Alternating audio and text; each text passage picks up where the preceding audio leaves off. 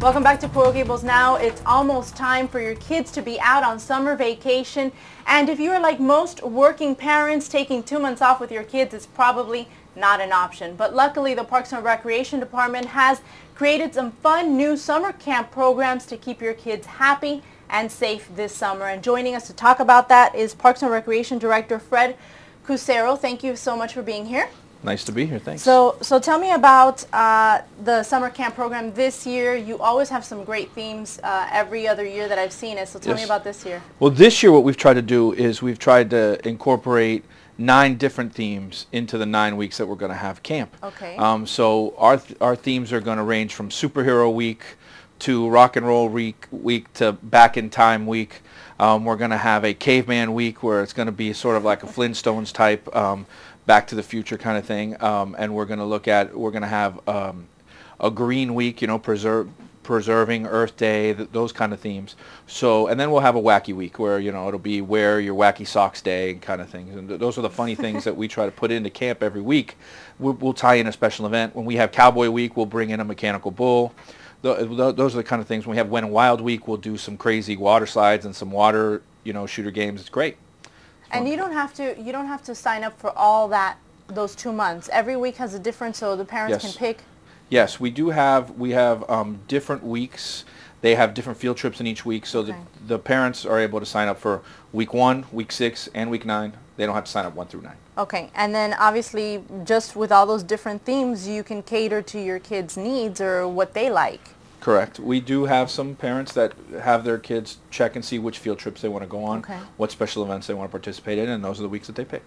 Okay, and then how is this camp different from last year's? Well, what we've done is we've tried to keep the variety. We have 17 different camps, and they go from our general camps that we just talked about. We also have some sports specialty camps.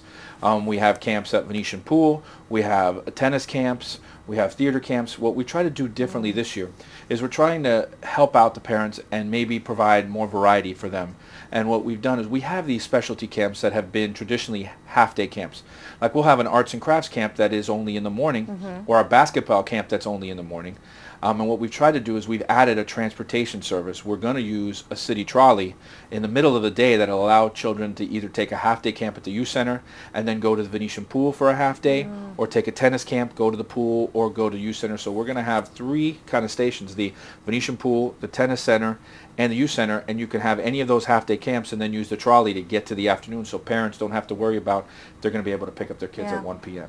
That's very, very good news. Is that the first year you're using the trolley, Fred? Yes, we've always wanted to do. We've had some suggestions from parents to try to come up with a transportation service because there are some of these camps are the camps that their children want to be in, but since they only go a half a day, it's become an issue for them to have pickup.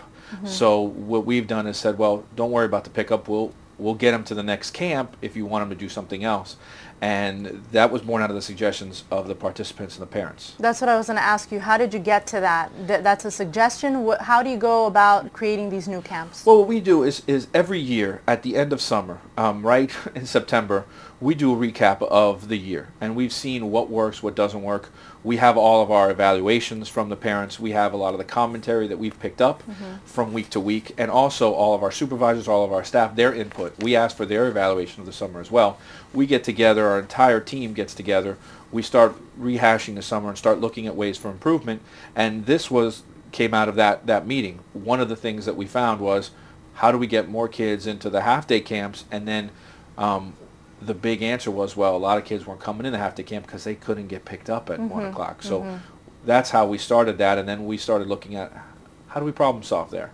And we were able to use a city resource, city trolley, you know, and we'll be able to fund it through the registration fee, and it works perfectly for what we need to do. And for parents, it's not even I mean, they can rest assured that it's not even a long drive for the kids, you know, to get anywhere in the city. Correct, and it's supervised, and it's on a nice trolley bus, and it's something that'll put any fears they have aside. Tell me about participation in previous years and this year. Well, you know, we understand what's going on in the community today and what's going on in the world at large in terms of providing opportunities for children. We understand the parents might not be able to take them to camp every every single week. Exactly. So that's why we have the flexibility where you don't have to go every week. We do have, most of the weeks, we do have up to 500 children in our camps, spread apart of our 17 camps. So our participation, you know, while with the current economic climate has gone down a little bit in the past year, we anticipate that it'll go up because what we're looking at is focusing on the children that really need the care, which is the younger ages, the elementary school ages. Those are the ones the parents really need care for.